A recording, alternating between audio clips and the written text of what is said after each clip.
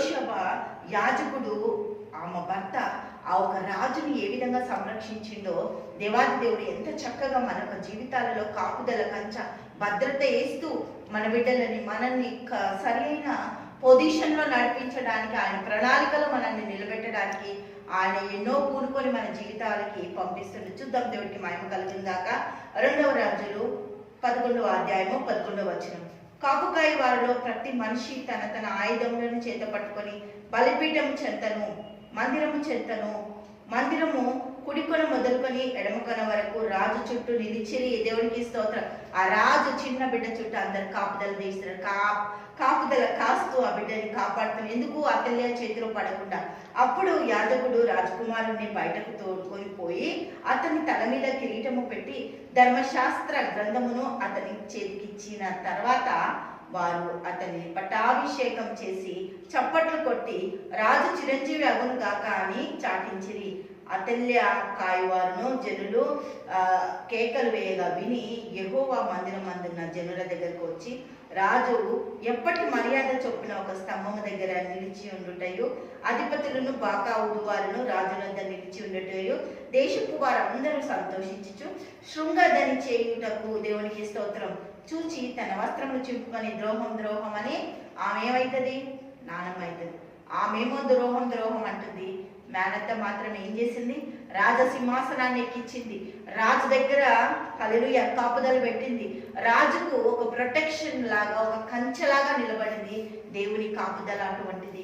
దేవుడు మన జీవితాలకి ఒక అద్భుత కార్యం చేయడానికి, హల్లెలూయా శృంగధనం చేయడానికి ఆమె ఒక కారకురాలైందంట. ఆ దేశం సంతోషించడానికి యోషెబ కారణమైందంట. దేవుడికి మహిమ కలుగుతాక. ఈ యొక్క యోషెబ రాజ్యము కాపాడడానికి తను కొన్ని సంవత్సరాలు తెలివని అగాధంలో ఉంది. హల్లెలూయా భయంకరమైన పరిస్థితుల్లో ఉంది. ఆ బిడ్డని దాచింది. తను కూడా ఎక్కడ ఎవరికి కనబడకుండా దేవుడి కొరకు విజ్ఞాపన చేస్తూ రాజ్యాన్ని పరిపాలించడానికి రాజుని తయారు చేయమని దేవుని సన్నిధిలో మొరపెడుతూ ఒక యాజకుడి భార్యగా, ఒక రాణిగా ఆమె చేసిన ప్రార్థనకి దేవుడు చక్కటి జవాబిచ్చింది. ఏం చేసిందంట? హల్లెలూయా 15వ వచనం చూద్దాం.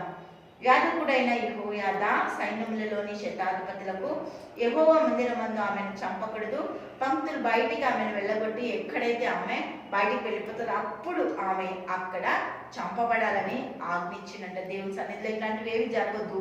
భయంకరమైన పరిస్థితుల్లో నుంచి దేవుడు ఆ చిన్న బిడ్డని యెహోషును కాపాడి కనికరించి రాజ్యరికానికి అప్పగించి శాసనాలు మార్చి దేవుడు గొప్ప విజయాన్ని అనుగ్రహించిండు. దేవుడికి మహిమ కలుగును గాక. హల్లెలూయా.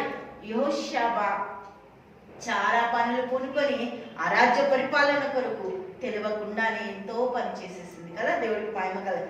రాణి అయ్యి ఉండి కూడా ఆ ఒక చిన్న బిడ్డ కోసం కాపలా కాస్తూ ఆ దేశాన్ని కాపలా కాసింది.